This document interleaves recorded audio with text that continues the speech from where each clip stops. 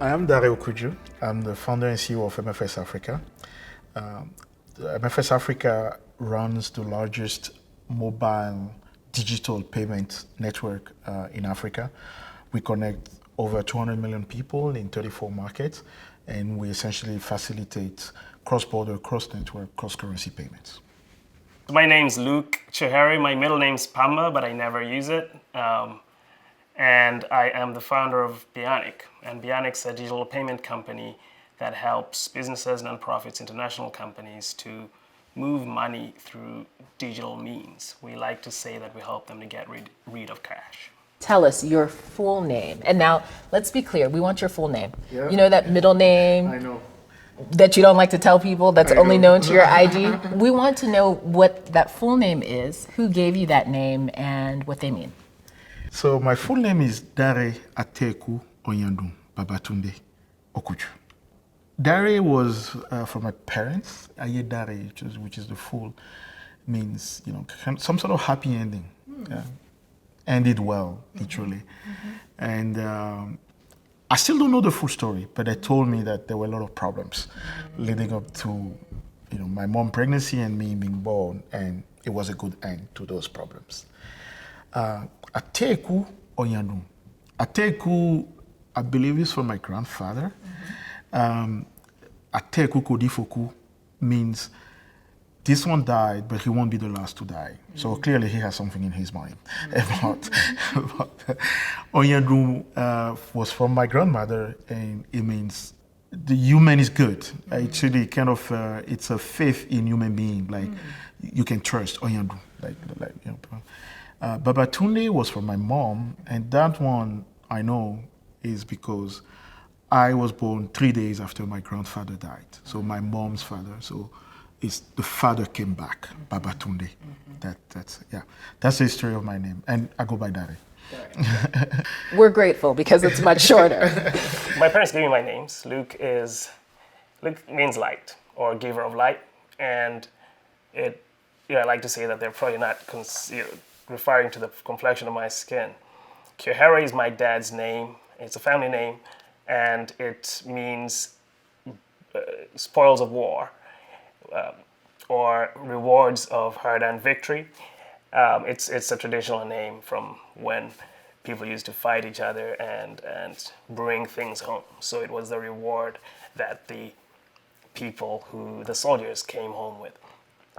Pamba, my middle name it means cotton, literally, because the part of the country that I'm from is known for growing cotton, and that was their commercial crop, so to speak, and the name was tied to prosperity.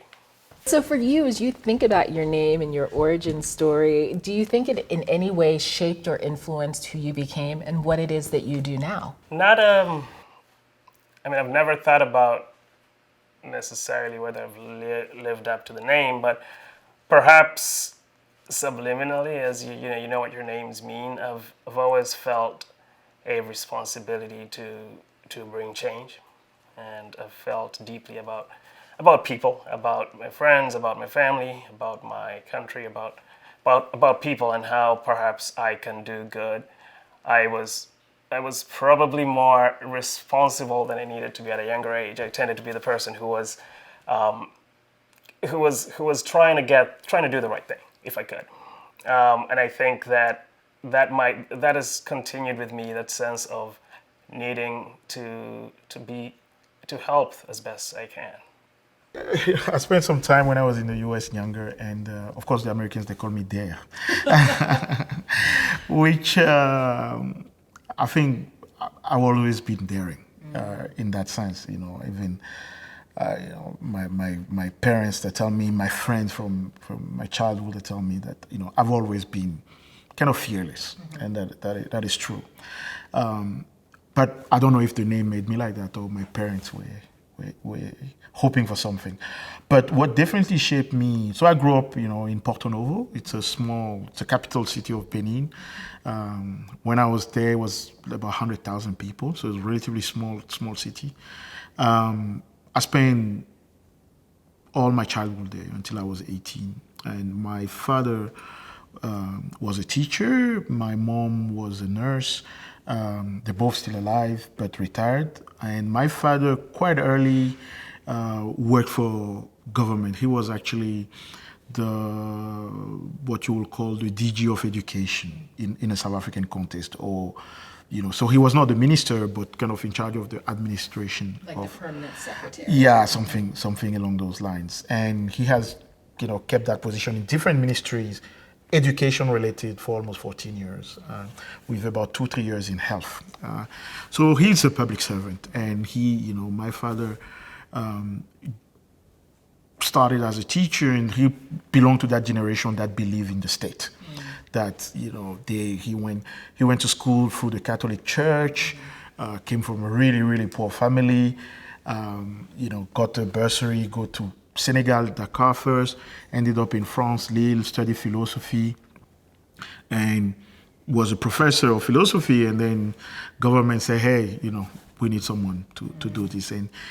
And he was really a servant. But the part of my father's history, which is also very important, is he almost became a priest. Interesting. So through the Catholic Church, he was actually going to become a priest, and eventually toward the end, he didn't. He left. I still don't know why, but he kept that sense of service. That sacerdoce, as they say in French. I don't know if same word in English, but and he kind of passed that on to us, the sense of service. So my father is someone who will always do what is expected of him, and he will always encourage us to do what is expected of us. So someone is waiting for you, you need to show up. Someone you commit to do something, you have to do it. Education, we had no choice, like many people of my generation, but we were lucky that surrounded by books. I never go hungry any day of my life. We go to school. We had money for every meal. We can do those things. My mom comes from a different. So my mom is was a nurse, but my mom is a trader at heart. My mom is the business person. So as far as I can remember, my mom was always selling something. So it was either making yogurt to take to school. And then we had to help her sell it, or the honey business, or something. Like, there's always something that she's taking from place A and selling. So very young, we had to count the money and write in the books and help her. And she taught us the capital and the benefits and how you calculate, and so all this was kind of a game for me growing up. But looking back, I learned a lot of sense of opportunities and business acumen, a lot from my mom, and a deep sense of service from my father. So I grew up mostly in the city, Kampala City. It's the capital city of Uganda, about 2 million people, give or take.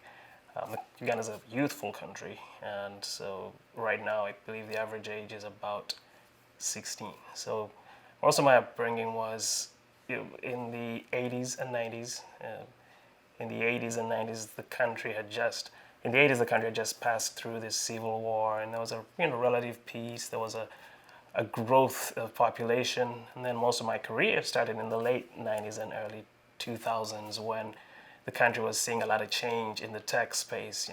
We got high-speed internet, we got the first cell phones, we got the first things like mobile money, and so on started around that time, and those things kind of set me up along this path. So it was an interesting time to grow up in the country and to grow up around a lot of change, and that's what put me on. I believe that's part of what put me on the path to what I'm doing today, just building tech for good. My mom was a headmistress at a school, and during the holidays she let us hang around the school, and I remember it must have been 13 or 14, and I found this book in the library that was about virtual neural networks, basically, the precursors to some of the AI systems we have today. And I was 13, 14, that resonated with me. I devoured that book. And after finishing it, I couldn't put it down, but after I finished it, I found a computer at the same school and taught myself BASIC and started trying to build some of the things I'd read in the book. And that if there was a moment where if I felt that that was when I look back, and all this is in retrospect, right? Because when something's happening, you're not like, oh, this is it. This is the moment that's setting me along that path. But if I look back, I think that book stayed with me and left a mark that made me, without thinking about it, made me say, this is what I want to do. This is where I want to go. So on to the lightning round. I'm going to ask you a few questions. First thing that comes to mind, Okay. lightning round, we just fire off. So, Dare, what is your favorite part of your job? The favorite part of my job is the unknown.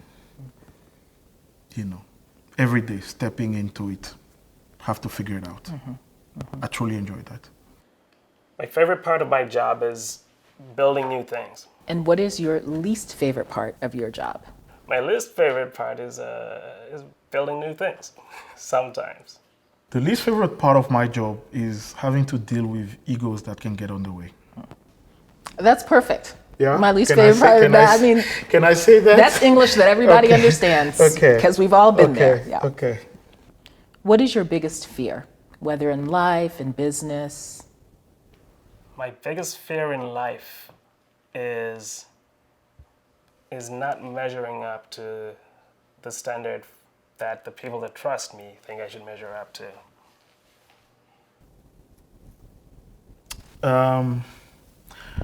My biggest fear is okay. Again, I'll try in plain English. It's just the whole world changing on us. Okay, Like, no, that's close great. to COVID. And my friend, because we're all there, okay? That's close to COVID. You Yeah, won't trust actually, me. that's one of my biggest fears. Yeah. And what is your biggest hope?